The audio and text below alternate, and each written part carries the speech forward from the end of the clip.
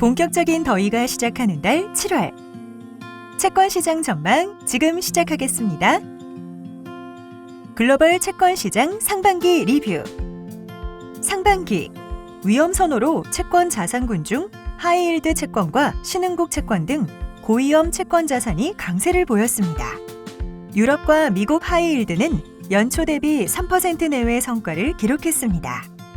선진국 국채금리는 상반기 높은 수준의 인플레이션 우려가 지속되며 기대 인플레이션 급등으로 대부분 국가에서 연초 급등세를 보였습니다.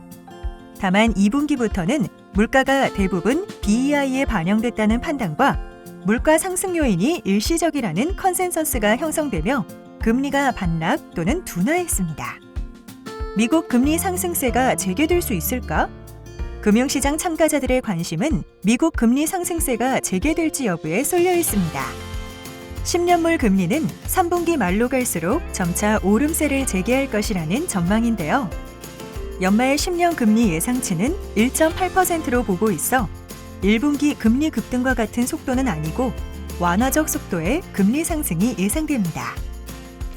금리 상승세가 재개될 이유는 상승세가 재개될 이유는 크게 4가지로 나누어 볼 수 있습니다.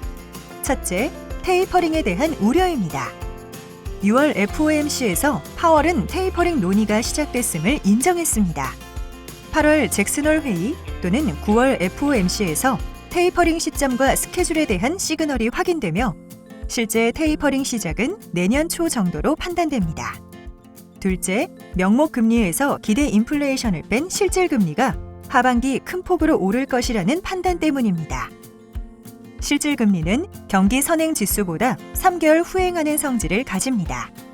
경기 선행 지수는 2분기부터 플러스 상승으로 전환됐으나 아직 실질 금리는 연초 대비 보합 수준입니다. 후행적으로 하반기에 명목 금리가 오르면서 실질 금리가 큰 폭으로 오를 수 있습니다. 셋째, 발행 부담입니다.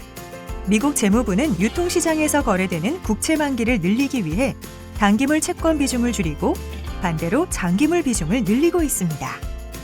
전체 채권의 발행 부담은 작년보다 줄어들기는 했으나 1년 이상 만기물의 발행액은 작년을 상회합니다.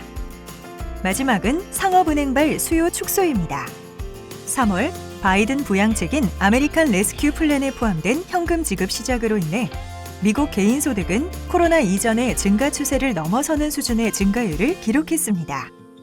고용 소득 감소에도 불구하고 이전 소득이 급증했기 때문입니다. 다만 소비 성향은 코로나 이전의 수준을 회복하지 못했습니다. 미국 개인은 이전 소득으로 받은 부양책 관련 현금을 은행에 다시 예치했는데요. 때문에 상업은행에 예치된 예금은 폭발적으로 증가한 반면 대출 증가세는 미미했습니다. 은행 입장에서는 예금으로 들어온 돈이 대출로 나가지 않으니 이를 국채 매입에 사용했습니다.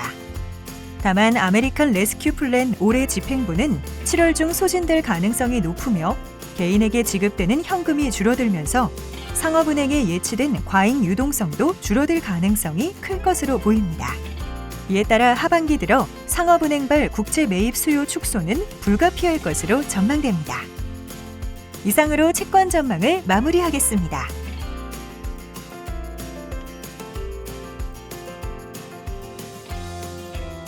그럼 좋아요, 구독 눌러주시고 다음 달에 만나요.